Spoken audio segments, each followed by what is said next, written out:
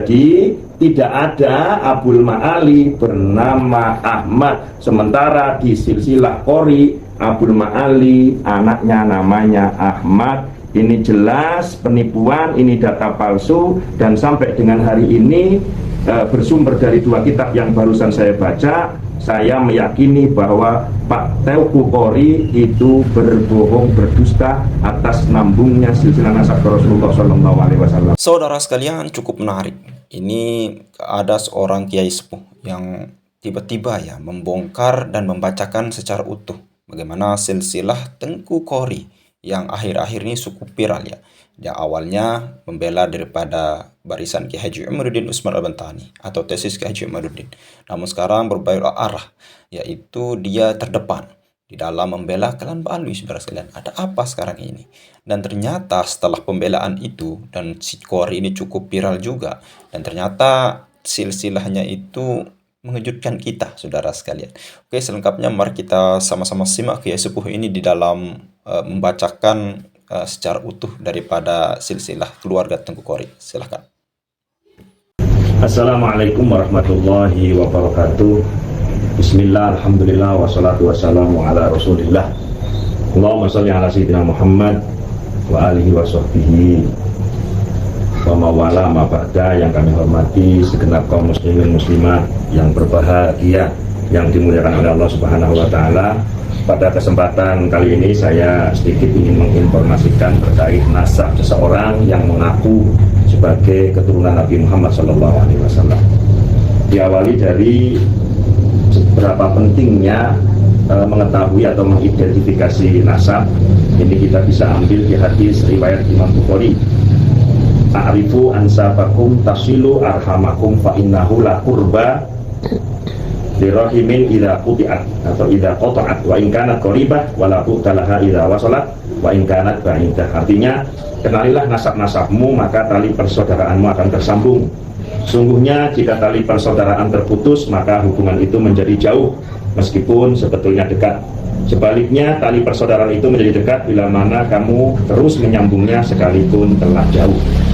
Ini salah satu hadis dari sekian banyak hadis pentingnya kita tahu tentang ilmu nasab. Namun, sekali lagi namun, kita juga mesti tahu bahwa ada salah satu redaksi hadis yang berbunyi manidda'a ila ghairi abihi wa wa ya'lamu annahu ghairu abi fal jannatu alaihi haram.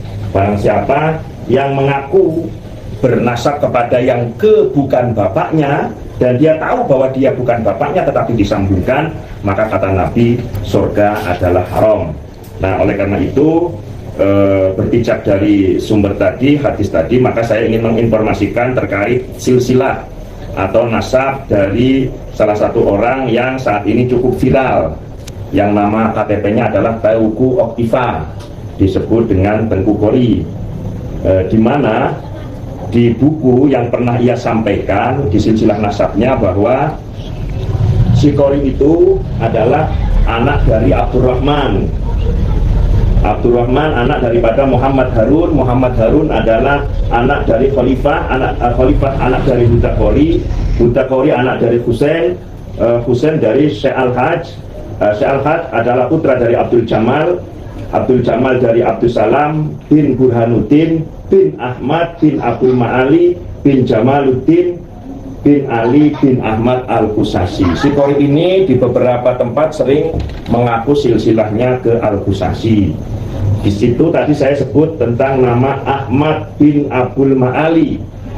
Adakah Abdul Ma'ali ini memiliki putra bernama Ahmad? Nah, tentu kita harus mengidentifikasi, kita harus tracking. Alhamdulillah saya ada dua buku nasab. Yang pertama adalah namanya Tuhfatul Muhibbin wal Ashab fi Ma'rifati Malil Madaniyin minal Ansab, taklif daripada Syekh Abdurrahman Al-Ansori, tahqiq dari Muhammad Al-Arusi Al-Matwi, halaman 391 sampai dengan 394. Ada disebutkan nama Ahmad bin Muhammad bin Yunus Al-Qusasi Ad-Dajjani. Jadi Ahmad Al-Qusasi ini adalah putra Muhammad, putra Yunus sampai ke Imam Husain, sampai ke Fatimah binti Rasulullah SAW. Lalu Ahmad Al-Qusasi itu punya berapa putra? Dijelaskan bahwa Ahmad Al-Qusasi hanya punya satu putra. namanya Ali, dan memiliki 5 anak wanita. Oke, lalu Ali ini punya berapa putra? Ali ini punya 4 putra, namanya Abdullah, kemudian Jamaluddin, Hamzah, dan Hailah. Abdullah, Jamaluddin. Nah, tapi di silsilahnya Qori ada tertulis nama Jamaluddin.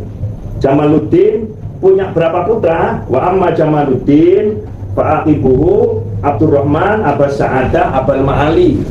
Jadi si Jamaluddin, Pak Jamaluddin ini putranya 3, Abdurrahman, Abbas Sa'adah, dan Abul Ma'ali.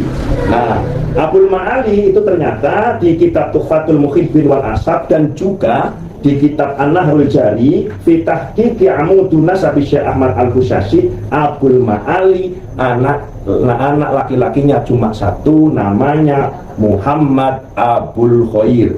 Sekali lagi, namanya Muhammad Abul Khair. Jadi tidak ada Abul Ma'ali bernama Ahmad. Sementara di silsilah Qori, Abul Ma'ali anaknya namanya Ahmad. Ini jelas penipuan, ini data palsu, dan sampai dengan hari ini bersumber dari 2 kitab yang barusan saya baca, saya meyakini bahwa Pak Teuku Qori itu berbohong, berdusta atas nambungnya silsilah nasab Rasulullah SAW. Kalau melihat dari sini bahwa memang mayoritas dari kalangan tokoh-tokoh Balawi yang bertemu dengan tokoh besar seperti Syekh Ahmad Al-Qasyashi itu bukan talaki, bukan pesantren, bukan, tetapi hanya sekedar bertemu karena melihat ini adalah ulama besar sehingga dimintain ijazah, hanya begitu saja.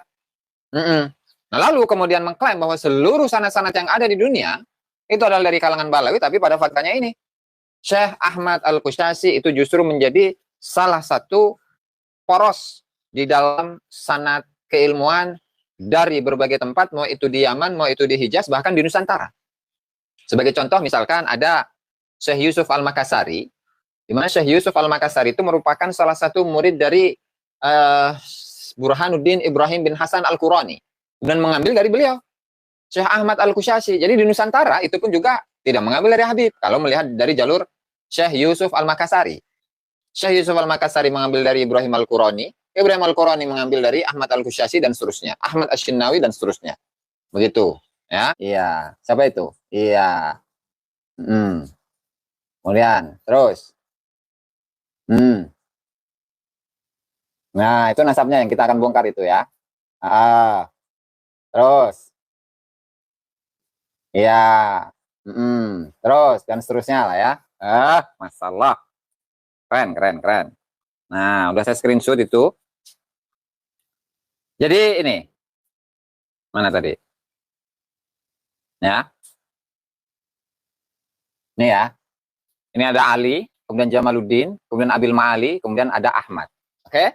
Nah, subhanallah, masalah. Nah, artinya di sini bahwa anaknya Ahmad Al-Qasyashi itu adalah Ali ya, dan itu terverifikasi, terkonfirmasi ada itu Lincai. Jadi benar bahwa Ali yang ujung ini, ya, Ali yang ujung ini.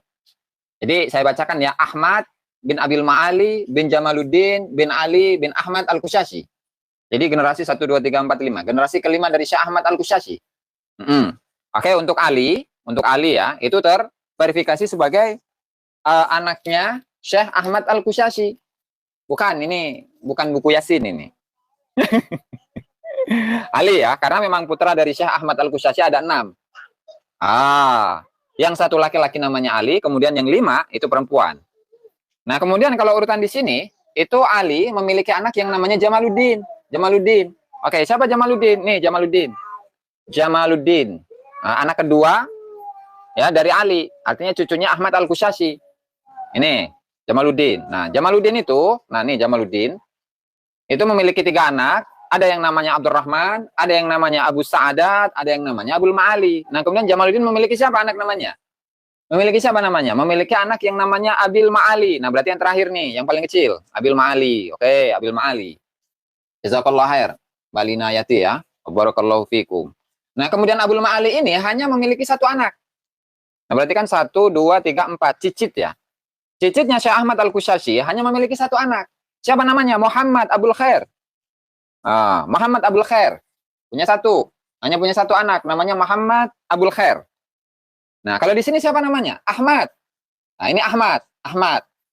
Nah, jadi Ahmad itu tidak terkonfirmasi sebagai anaknya Abul Ma'ali. Sehingga nasab di sini, nasab cangkokan, tidak terverifikasi sebagai keturunan dari siapa namanya Syekh Ahmad Al-Kusyasi. Nah, lalu bagaimana dengan biografi dari Abul Ma'ali? Kemudian biografi dari Muhammad Abul Khair, di mana untuk Abul Ma'ali itu meninggal pada tahun 1168 Hijriah. Beliau dimakamkan di Mekah. Nah, kemudian untuk Abul Khair itu meninggal di Wadil Fara pada tahun 1195. Untuk lebih lengkapnya mari kita simak penjelasannya. Nah, begitu. Tenang, Beb, salah kecap tadi ini ya. Masalah. Oke. Ma'ali al-Mazbur fa nasya'a ala tariqati walidihi. Adapun Abul Ma'ali ya, beliau itu tumbuh sesuai dengan thariqah dari ayahnya. Siapa? Bapaknya Abul Ma'ali, Jamaluddin. Gitu. Kemudian wazada alaihi bi an sakana wadil fura, di mana beliau itu bertempat tinggal di Wadil Fura, wa tashabbaha bil badiyah fi aqwalihim wa af'alihim. Kemudian beliau itu menyerupai orang-orang Badui, orang-orang pedalaman dari sisi ucapan dan perbuatan. Wasarat fihi jafwa, sehingga beliau itu memiliki satu sikap yang cukup keras. Dan beliau meninggal waktu fi Mina, beliau meninggal di Mina ini Abul Ma'ali. Wa dufina di Makkah. Beliau dimakamkan di Mekah setelah melaksanakan haji pada tahun 1168. Oke. Dan kemudian anaknya cuma satu. Anaknya cuma satu. Siapa itu? Anaknya cuma satu. Muhammad Abul Khair namanya. Muhammad Abul Khair. Fanasya'a ala tariqati walidihi fi jami'i ahwalih. Dan beliau itu tumbuh sesuai dengan pendidikan dari ayahnya di semua perilaku beliau. Begitu. Wa man yusyabih abah fama dhalam. Dan meninggalnya itu di mana? Wadil Fura. Tahun berapa? 1195. Nah, kemudian walahu min badawiyatin auladun hunaka. Kemudian siapa? Muhammad Abul Khair yang merupakan cicit dari Syekh Ahmad Al-Kusyasi itu memiliki banyak keturunan di Arab Badui, begitu. Jadi nggak ada ini. Siapa namanya? Abul Khair itu memiliki seorang anak yang bukan Abul Khair, Abul Ma'ali. Abul Ma'ali memiliki seorang anak yang namanya Ahmad. Nah, jalur Ahmad itulah yang diklaim oleh Qori. Begitu. Nah, kalau memang iya, itu tunjukkan data sezaman dong. Begitu kan?